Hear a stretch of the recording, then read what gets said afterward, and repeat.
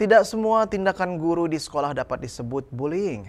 Tindakan guru yang bersifat mendisiplinkan, memberikan hukuman atau mengkoreksi perilaku siswa jika dilakukan dengan cara yang benar dan bertujuan baik tidak dapat disebut sebagai tindakan bullying.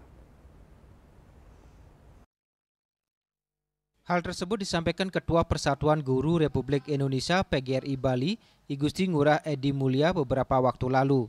Edi Mulia menegaskan, bullying adalah tindakan agresif yang dilakukan secara berulang dan sengaja untuk menyakiti, mengintimidasi atau merendahkan orang lain, baik secara fisik, verbal maupun sosial.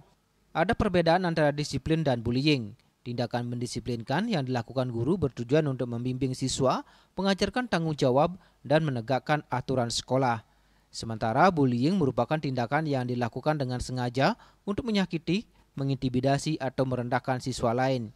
Di mana bullying dapat bersifat fisik, verbal, sosial, atau bahkan melalui media digital atau cyberbullying. Sehingga tidak semua nanti gerak langkah guru di dalam memimpin pembelajaran di kelas akan menjadi bahan cemooh di dalam media sosial. Harapan kita harus bisa dipilah mana yang menjadi tujuan dari 8 profil lulusan dan yang mana betul-betul yang dilihat sebagai hal-hal yang tidak wajar.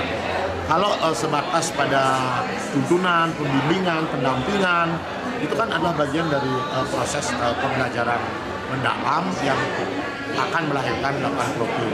Nah, ini yang perlu diedukasi kepada semua pihak, termasuk media juga, kemudian netizen, pemangku kepentingan lainnya, agar bisa membedakan antara pendampingan guru di kelas dan di luar kelas dengan hal-hal yang dianggap ketidakwajaran. Nah, sepanjang guru ini dalam tatanan proses pendampingan, monitoring, evaluasi, saya kira itu akan menjadi ruang yang baik di antara kita. Nah, harapan ini harus kita bersama-sama untuk menginformasikan kepada publik. Saya kira itu, dan kami menghindari gerakan-gerakan bully di antara siswa, bully antara guru dengan siswa maupun siswa membuli guru. Nah, ini kan dengan guru sendiri. Ya, atau guru dengan guru. Ini kan adalah dunia yang dihindari. Jadi proses bully itu kan memang tidak diharapkan di dalam iklim demokrasi pendidikan kita. Tindakan bullying ini menjadi dinamika dalam dunia pendidikan di tanah air termasuk di Bali.